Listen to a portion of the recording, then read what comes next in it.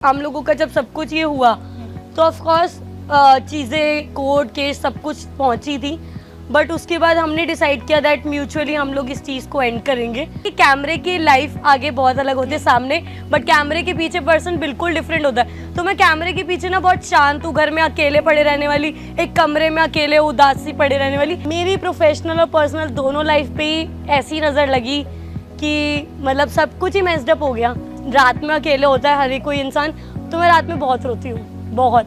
मैं BSc forensic करी थी, तो वन ऑफ माय फ्रेंड उसने मुझे बताया कि ये यूट्यूब ऐसे होता है और इसके अंदर से वीडियोस बनते हैं। सो पहले एक टिकटॉक प्लेटफॉर्म आता था, तो मैंने क्या करा, मेरे एक फ्रेंड ने मुझे सजेशन दिया व्हाई नॉट ट्राई तो कर। तो मैंने ना 2 वीडियोस डाली एंड मेरी सेकेंड वीडियो वायरल हो गई। 34 मिलियन व्यूज थे उस पर सेकेंड वीडियो पे। इस बार हमारे तहलका भैया भी अंदर है, तो ऑफ कोर्स तहलका भैया जैसे बाहर है, मैं उनसे मिली हूँ काफ़ी बार, तो वो अंदर भी वैसे ही अपने सबको एंटरटेन करे जैसे हमें बाहर करते हैं। सुसाइड पॉइंट तक भी पहुँची थी, मतलब ऑलमोस्ट सब कुछ एंड ही था कि था नहीं अब सब खत्म। ममा, मेरी फैमिली सबसे पहले मेरे लिए स्टैंड लिया, उन्होंने मुझे बहुत सपोर्ट किया, मुझे संभाला मेरी वर्स्ट स्टेज पे। और दूसरी अरमान भैया भी आए, उन्होंने भी संभालने की कोशिश करी सिचुएशन, और तो बाकी कोई भी नहीं था। Hey guys, welcome back to my channel Sneha Sachdeva. तो आज है मेरे साथ में वर्षा दीदी। तो दीदी मेरे चैनल को हाई कर दो, सब्सक्राइबर्स को हाई कर दो मेरे सभी। कैसे हो आप? Million subscribers. हाँ स्नेहा हाँ। एक मिनट रुक जाओ, अपने व्यूअर्स को थोड़ा सा ठहरने के लिए बोलिए, क्योंकि बहुत सारी बातें आने वाली है। कैमरा उधर भी लगा है, अच्छा जरा फोकस कर लो पहले। ये चलो इंटरव्यू। हाँ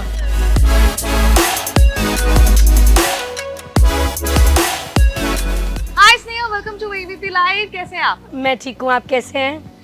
पहले तो ये जानना चाहूंगी, कितने व्यूअर्स को आपने कहा कि ठहरिए मैं आपके लिए बहुत मजेदार ब्लॉग लाने वाली हूँ। कितने लोग आपका इंतजार करते हैं आपके ब्लॉग का? मेरे मिलियंस ऑफ सब्सक्राइबर्स जो हैं वो इंतज़ार करते हैं, मेरी फैमिली इंतज़ार करती है कि कब व्लॉग आएगा, कब व्लॉग आएगा। और इस व्लॉग का तो मेरे हिसाब से मिलियंस ऑफ सब्सक्राइबर्स को इंतज़ार रहेगा, बिकॉज जो क्वेश्चंस आप आज मुझसे पूछने वाले हो उसको मैंने कई टाइम से छुपा के रखा था, और मुझे लगता है कि हाँ कुछ बढ़िया होने वाला है। तो अगर मैं आपके प्लेटफॉर्म के बारे में बात करूं, डिजिटल जो आपके प्लेटफॉर्म है जहां आपकी फैमिली क्रिएट हो चुकी है, अब YouTube में कितने आपके? मेरे YouTube पे जो मेरा चैनल डिलीट हुआ दैट वाज 13 लाख सब्सक्राइबर्स, और अब मेरे 6,70,000 के आसपास हो गए हैं विद इन 2 मंथ्स। ओह वाह, विद इन 2 मंथ्स। Yes. और इंस्टाग्राम पे 1 मिलियन प्लस फॉलोअर्स हैं मेरे। ओह वाह। और फेसबुक पे मेरे अभी 2,50,000 60,000 के अराउंड मेरे वहाँ पे भी। कहीं और भी हैं आप? स्नैपचैट पे हूँ 51,000 फॉलोअर्स के साथ। वहाँ थोड़ा सा भी मतलब वहाँ मैं स्नैपचैट पे वर्क नहीं कर रही हूँ, टू बी ऑनेस्ट। मैंने अभी न्यू स्नैपचैट अकाउंट ओपन किया है, बट बात चल रही है, उसमें भी बड़ी जल्दी हो जाएंगे। अब कौन से प्लेटफॉर्म में आपको ज्यादा इंटरेक्ट करना पसंद है? टू बी ऑनेस्ट यूट्यूब पे, यहाँ पे वीडियो डालनी, यूट्यूब पे, फेसबुक पे बहुत ज्यादा, और इंस्टाग्राम तो है ही प्यार। हाँ। अब आपकी सोशल मीडिया पर बहुत अलग अलग तरह की पर्सनालिटीज हैं। अब मैंने जहाँ हमें जितना पता है, हम जितना स्नेहा को देख सकते हैं, क्योंकि अभी हम बैठे हैं तो मुझे आपके बारे में कई चीजें पता चली, तो शायद दर्शकों को भी अभी इस वीडियो से पता चलेगी। हाँ, लेकिन जितना मैंने आपको देखा है, बबली हैं, एंटरटेन करते रहती हैं, 1 साल में बहुत उतार चढ़ाव आए हैं, लेकिन आपने उसको अफेक्ट नहीं होने दिया है। तो इसका राज क्या है? कौन सी चक्की का आटा खा रही है? टू बी ऑनेस्ट, मतलब मैं जो भी, मतलब एक्चुअल में ना मेरा फेस ही स्माइली है। मैं ना किसी भी सिचुएशन पे हंस सकती हूँ, बट एक्चुअल में ना मैं शांत भी बहुत हूँ। मैं कैमरा सामने आते ही हंस देती हूँ, स्माइल कर देती हूँ, बट कहते हैं ना कि कैमरे की लाइफ आगे बहुत अलग होती है सामने, बट कैमरे के पीछे पर्सन बिल्कुल डिफरेंट होता है। तो मैं कैमरे के पीछे ना बहुत शांत हूँ, घर में अकेले पड़े रहने वाली, एक कमरे में अकेले उदासी पड़े रहने वाली, ऐसी हूँ। एंड रियल में भी मतलब मैं ज़्यादा इंटरेक्ट करना पसंद नहीं करती, तो मैं ज़्यादा लोगों से मिलती नहीं हूँ। बट आपके बहुत कम, बहुत रेयर दोस्त है मेरे, और बस काम पे फोकस करना जानती हूँ कि हाँ ठीक है, उठो अपना काम करो एंड वापस back to the normal life. कम दोस्त क्यों? ट्रस्ट इश्यूज हैं? ट्रस्ट इश्यूज हैं आज के टाइम पे, किसको ट्रस्ट इश्यूज नहीं है? तो फिर दोस्त तो थोड़े से, मतलब वही बात है ना कि सामने कुछ और पीठ पीछे कुछ और, तो मुझे दोस्त बनाने पसंद नहीं, बहुत धोखे खाए हैं। अच्छा, धोखे भी खाए हैं। अच्छा, रियल और रील लाइफ में अगर बात करें तो ज्यादा ऑनेस्टी रियल में रहती है या रील में रहती है? ऑफ कोर्स रियल में रहती है, बिकॉज जो दिखता है एक्चुअल में वो होता नहीं है। अब चाहे मेरी लाइफ को मान लो, अब लोग भी कहते हैं कि काम कर रही है कुछ भी, बट उन्हें थोड़ी पता है कि मैं पीछे से कैसे रह रही हूँ, पीछे से मुझे क्या प्रॉब्लम्स हो रही है, पीछे से मैं कैसे, मेरे साथ मेरे ऊपर क्या बीत रही है। वो सिर्फ एक छोटा सा 3 या 4 मिनट का वीडियो देख रहे हैं जिसको वो सोचते हैं कि ये घूम रहे हैं, शॉपिंग कर रहे हैं, कुछ कर रहे हैं, बट पीछे का एक्चुअल लाइफ 24 घंटे में से 3-4 मिनट एक डिफरेंट है, बाकी पूरे दिन जो हमारे ऊपर बीत रहे हैं वो हमें पता है। तो अच्छा, अगर रियल लाइफ को हम पूरी तरीके से हटा दें, अगर रियल लाइफ में आपको अपने दर्शकों को बताना है कि स्नेहा सचदेव आखिर कौन है, तो क्या अपने पर्सनालिटी के बारे में बताओगे? तो मैं एक बहुत ही मतलब सिंपल नॉर्मल लड़की हूँ जिसको ज़्यादा इंटरेक्शन पसंद नहीं है लोगों से, बट हाँ कभी कभी मस्ती मजाक नाच गाना पसंद है, जो मैं ज़्यादातर करती भी हूँ अपने इंस्टाग्राम पे। बट ठीक है, अभी मैं तो जो भी चीज़ें मेरी हुई मेरे साथ, तो अब मैं शांत रहना पसंद करती हूँ कि ठीक है, मुझे नहीं करना किसी से बात, किसी से इंटरेक्ट नहीं होना, किसी से कोई आगे कॉन्वर्सेशन बढ़ानी नहीं, और जहाँ कुछ लड़ाई झगड़ा हो रहा है वहाँ से दूर हो जाना है। नजर लगने पर बिलीव करती है? बिल्कुल करती हूँ। अभी हाल फिलहाल में आपको क्या लगता है कि कहाँ पर आपके लाइफ में नजर लगी है, प्रोफेशनल या पर्सनल? मेरी प्रोफेशनल और पर्सनल दोनों लाइफ पे ही ऐसी नज़र लगी कि मतलब सब कुछ ही मैस्ड अप हो गया, सब कुछ मेरे अब ना प्रोफेशनल बचा ना पर्सनल, सब कुछ इस तरीके से मतलब आप समझ रहे हो, मतलब तहस नहस हो गया बिल्कुल। आंखों पे विश्वास नहीं हो रहा था कि ये हुआ क्या एकदम से, बिकॉज सब कुछ स्मूथ चलता आ रहा है और एकदम से सब कुछ मैस्ड अप हो जाए। और फिर एज यू नो कि मेरी मम्मा भी एक सिंगल मदर है, तो घर में कोई भी ऐसे फाइनेंशियली कुछ भी नहीं था, कोई भी इनकम सोर्स जो है वो स्टेबल नहीं था। फिर मेरा भी प्रोफेशनली बिल्कुल चैनल डिलीट हो जाना, इनकम सोर्स ख़त्म हो जाना, एंड देन वापस अपनी फैमिली की ओर देख के, खुद के बारे में ना सोच के उनकी ओर देख के वापस खड़े होना, एंड उस फेज़ में वापस कि नहीं करना ही है जो भी है, तो फिर खड़े होना बहुत मुश्किल था, बट निकल गई कैसे भी करके। अभी कभी कभी अकेला महसूस होता है कि बहुत बार, मैं मोस्टली रात में अकेले होता है हर एक कोई इंसान, तो मैं रात में बहुत रोती हूँ, बहुत। और ये I am sorry, no worries, कोई बात नहीं, if you want to cry you can, क्योंकि आज का वीडियो है बस यही दिखाने का कि रियल लाइफ में जिस स्नेहा सचदेव को लोग जानते हैं, खुश देखते हैं, रियल लाइफ में वो बहुत ही इमोशनल लड़की है और बहुत ही स्ट्रॉन्ग गर्ल है। रोना किस चीज का, ये रात के लिए आंसू बचा के रखे। अब स्नेहा उस पेन के बारे में जानते हैं तो शायद कई बार आपने अपने वीडियो में बताया, कुछ लोगों ने सपोर्ट किया, कुछ लोगों ने नहीं किया, वो पेन कहाँ से शुरू हुआ? वो पेन अभी रिसेंटली जैसे अप्रैल में जब मुझे सब कुछ पता लगा, तो फिर जो भी हुआ सभी लोगों को ऑलमोस्ट पता है। या इट्स लव मैरिज, बट कितने टाइम से थे रिलेशन? हो गया था काफी टाइम, लाइक 4 years। 4 years हो गया था। उसके बाद यू गाइस डिसाइडेड म्यूचुअली कि अब शादी करना है? नहीं 2 years ऑफ रिलेशनशिप था, और उसके बाद डिसाइड किया कि लेट्स गेट मैरिड, बट उसके बाद 2 साल बाद या अभी रिसेंटली अप्रैल में जब सब कुछ ऑल दो सब ऑडियंस को पता ही है, तो फिर मुझे कुछ बताने की ज़रूरत नहीं, सभी लोगों ने देखा ही है कि क्या हुआ है, किसके साथ किसने क्या स्टेटमेंट दी, किसने क्या बोला, किसने क्या प्रूफ दिए, तो वो सबको पता है। तो मुझे नहीं लगता है इस बारे में आगे कुछ कॉन्वर्सेशन होनी चाहिए। लेकिन अब आपकी अंडरस्टैंडिंग अब पारस से कैसी है? अंडरस्टैंडिंग तो नहीं, बट हम लोग जैसे कि हम लोगों का जब सब कुछ ये हुआ तो ऑफकोर्स चीज़ें कोर्ट केस सब कुछ पहुंची थी, बट उसके बाद हमने डिसाइड किया दैट म्यूचुअली हम लोग इस चीज़ को एंड करेंगे। जैसे भी हम लोग जो भी हमारा डिसीजन होगा म्यूचुअली होगा, तो वो सब आप लोगों को जल्दी हमारे चैनल्स पे पता लग जाएगा कि जो भी हम सेपरेट हो रहे हैं, नहीं हो रहे हैं, जो भी हो रहा है वो आपको हमारे चैनल्स पे दिख जाएगा। जब ये डिफिकल्ट फेज चल रहा था, साथ में कौन कौन थे आपके जो आपको एक्चुअली में समझाने की कोशिश कर रहे थे? मेरे मम्मा, मेरी फैमिली सबसे पहले मेरे लिए स्टैंड लिया, उन्होंने मुझे बहुत सपोर्ट किया, मुझे संभाला मेरी वर्स्ट स्टेज पे। और दूसरी अरमान भैया भी आए, उन्होंने भी संभालने की कोशिश करी सिचुएशन, और तो बाकी कोई भी नहीं था। बाकी ज़्यादा लोगों से मैंने, कहते हैं ना कि जितना जिसको बताओगे ना वो उतना फ़ायदा उठाने की कोशिश करता है, तो बस वही वाली चीज़ थी। उस चीज़ को मैंने डर रखा मन में, तो मैंने ज़्यादा लोगों से बात नहीं करी उस बारे में। बस एक वही अरमान भैया की फैमिली थी और साथ में मेरी फैमिली थी जो मतलब इस मुझे संभालने की कोशिश कर रही थी इस फेज में। पर दूर से हमें लगता है कि एक यूट्यूबर, कंटेंट क्रिएटर की जो दुनिया होती है वो बहुत बड़ी होती है। कई लोग उसके आसपास होते हैं, उसके टीममेट्स होते हैं, उसके दोस्त होते हैं, पर उस फेज में थे इतने लोग नहीं। मैं अकेली थी, मेरी फैमिली थी साथ में, और मतलब बस अरमान भैया वगैरह का फ़ोन आता था, बात होती थी उनसे, उन्होंने काफ़ी समझाने की कोशिश करी, बट ऐसे कोई टीम या कुछ मेरा ऐसा कुछ भी नहीं था। जो किया बैठ के एक कमरे में किया, बस जो मतलब उस टाइम पे समझ आ रहा था बस वही किया, और मुझे नहीं लगता कि मैंने कुछ गलत किया उस टाइम पे, बिकॉज अगर इंसान चुप हो जाएगा ना तो फिर वो गलत पड़ जाएगा कि इसने शायद गलती करी तभी ये चुप है। तो मुझे लगा कि नहीं, मुझे आंसर देना चाहिए कि अगर बात सोशल मीडिया तक आ ही गई है तो फिर मुझे आंसर देना चाहिए, तो मैंने दिया। आप लोग के बीच में चीजें बहुत अच्छी थी और सपने भी देखी, साथ में वीडियोस बनाना, ब्लॉग्स बनना, दोनों का साथ देना। जब ये खटपट शुरू हुई, आपको लगता है कि इस चीज में किसी ने फायदा उठाने की कोशिश की? बहुत लोगों ने फ़ायदा उठाने की कोशिश करी, अब मैं नाम नहीं लेना चाहूँगी, बट बहुत लोग आए जिन्होंने फ़ायदा उठाने की कोशिश करी और किया कि बस अब कुछ भी हो जाए, ये एक नहीं हो और ऐसी ऐसी चीज़ें हो जाए।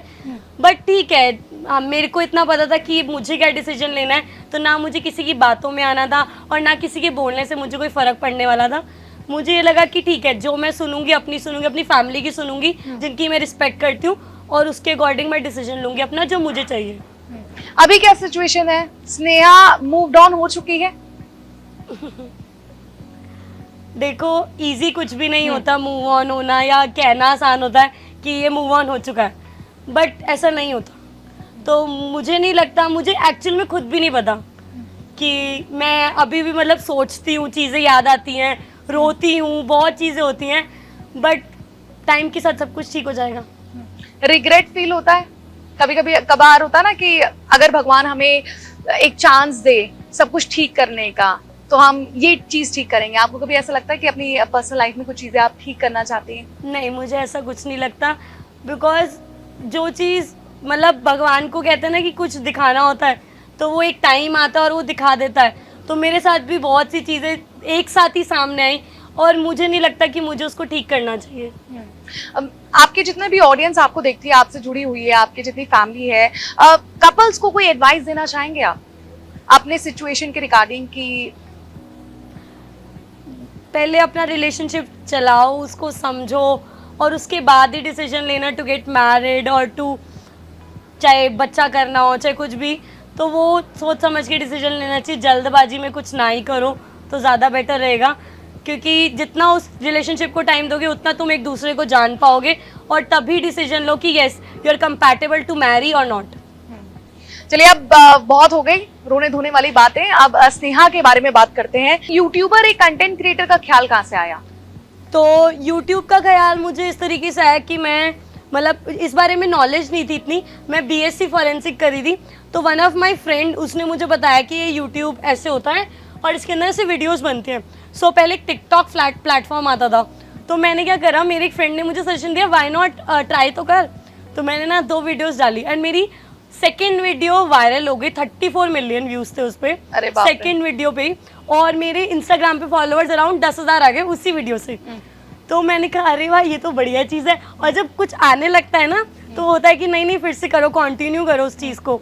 तो मैंने उसको ऐसे ही कंटिन्यू किया, मैंने फिर काम किया, फिर मुझे यूट्यूब पे भी किसी ने सुना, तो मैंने फर्स्ट प्रमोशन जो ली थी ना वो 5,000 रुपये की ली थी। अरे वाह! जब मेरे 1-1.5 लाख सब्सक्राइबर्स थे तो मुझे 5,000 रुपये की प्रमोशन मिली थी। अब कितने की? अब तो टचवुड जो भी है, लाखों में, करोड़ों में? ना करोड़ों में नहीं, बट टचवुड जो भी है भगवान ने अच्छा दिया हुआ है।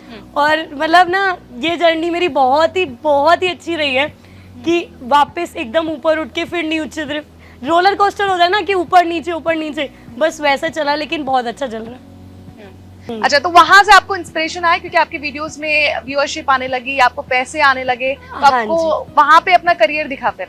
हाँ जी, बिकॉज जब मैंने स्टार्ट किया था तो मेरी बहुत वीडियोस वायरल गई, मुझे बहुत अच्छा लोग मिलने लगते हैं, सेल्फी खींचने लगते हैं ना, तो थोड़ा सा प्राउड फीलिंग आती है, अरे लोग हमें जानते हैं।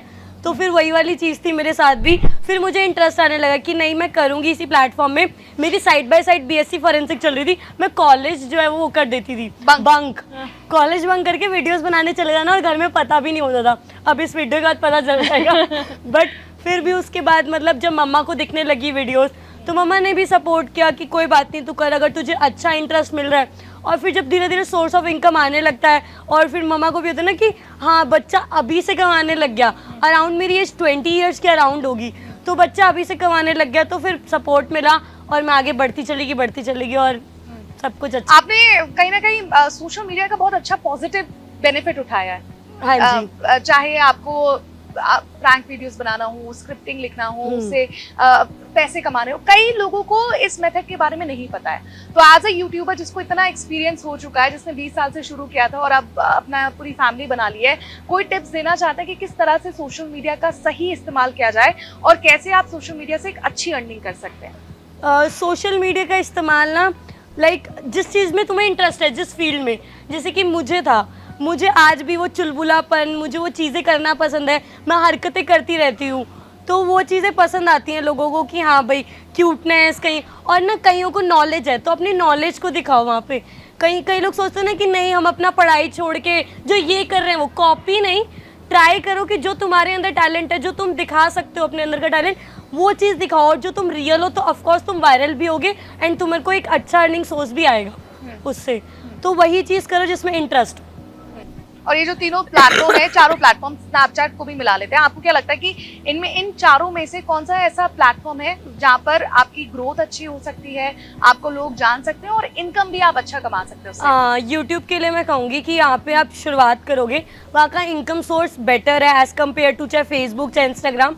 तो वहाँ पे अगर आप अपने चाहे शॉर्ट से ही शुरुआत करो, बिकॉज आजकल बड़ी वीडियोस लोगों के पास देखने का टाइम नहीं है, तो शॉर्ट से ही शुरुआत करो। You can earn from shorts, बहुत अच्छा कमा सकते हो आप उससे, जब आप उससे रेगुलर, लेकिन रेगुलर काम करना ज़रूरी है, बिकॉज ये भी एक जॉब है। अगर हम लोग ये चीज़ को टाइम नहीं देंगे, सुबह से लेके शाम तक अपना नहीं देंगे, तो ऐसा नहीं है ना कि हम एक वीडियो बनाए 10 दिन फ्री रहे फिर 11वें दिन बना रहे, तो ऐसे तो किसी को इनकम सोर्स नहीं आएगी। ये भी एक जॉब है, सुबह 9 to 5 वाला काम है कि करो और उसके बाद डालो। आप अपनी वीडियोस कब कब स्केड्यूल करती हैं? मैं अपनी मोस्टली वीडियोस, यूट्यूब वीडियोस जो है मैं 11-12 बजे के अराउंड डेली तो नहीं डाल रही हूँ, एक दिन छोड़ के व्लॉग्स डालती हूँ, बड़े व्लॉग्स, एंड एक दिन अब मैं जैसे मिनी व्लॉग्स जो है वो कर रही हूँ, लाइक 3-4 मिनट्स के, वो करती हूँ फेसबुक पे। तो अब मैंने उसको अपने यूट्यूब चैनल पे भी डालना स्टार्ट कर दिया और मेरा वहाँ से भी काफ़ी अच्छा रिस्पॉन्स आ रहा है। तो अब मैं एक दिन मिनी व्लॉग, एक दिन फुल व्लॉग, इस तरीके से शेड्यूल कर रही हूँ अराउंड 10-11 बजे के टाइम पे सुबह। ऑडियंस मेरे मतलब अपना ना एनालिटिक्स होता है, तो मेरी ऑडियंस ज़्यादा 10-11 बजे के अराउंड एक्टिव रहती है। अच्छा, ये YouTube के बारे में एनालिटिक्स और ये अब इसको समझने में वक्त लगा या? बहुत वक्त लगा, बहुत ज़्यादा, बिकॉज नॉलेज तो मेरे को इतू से भी नहीं थी। तो धीरे धीरे जैसे ना हम लोगों ने भी किसी से पूछा, कहीं से पूछ के नॉलेज ली, नहीं तो कई बार यूट्यूब किया कि यार ये कैसे होता है, कभी कोई प्रॉब्लम्स आई, कॉपीराइट कैसे हटाएं, ये कैसे करें, वो तो सब कुछ इधर उधर से लेकर ही ठीक हुआ। बाकी कुछ अरमान भी ऐसे भी पूछा स्नैपचैट के बारे में, तो उन्होंने भी काफ़ी हेल्प करी। अभी देखते हैं कितने लोगों की आपकी टीम होगी? मेरी टीम बहुत छोटी है, मैं वीडियो बनाती हूँ, एक पर्सन है जो रिकॉर्ड करता है और एक है जो एडिट करता है, दैट्स इट। इतने में आपने मैंने मिलियन की फैमिली बना ली? हाँ जी। अरे क्या बात, मतलब टिकाऊ सस्ता काम करना है। हाँ। और लाखों कमाने। हाँ। अच्छा, ये हो गई चलिए आपकी सोशल मीडिया की जर्नी। आगे चलकर कोई जिस तरह से यूट्यूबर्स को आपने देखा होगा कि बहुत ही बढ़ावा मिल रहा है, टीवी पीपल उन्हें खींच रहे हैं, मूवीज में उनको एंट्री मिल रही है। आपने देखा होगा एल्विश यादव हाँ है, जी, हाँ जी। उनके म्यूजिक वीडियोस आ रहे हैं, अभी शायद वेब सीरीज में भी दिख सकते हैं। तो कंटेंट क्रिएटर, यूट्यूबर जो उनको स्पेस बड़ा मिल रहा है, आपको भी आगे चलकर मिलता है या आपको ऑफर मिला है तो आप जाना चाहेंगी? व्हाई नॉट, जाना चाहूंगी, क्यों नहीं जाना किसी चाहूंगी। रियलिटी शो के बारे में सोचा है कि यहाँ पे दिखना ही है मुझे?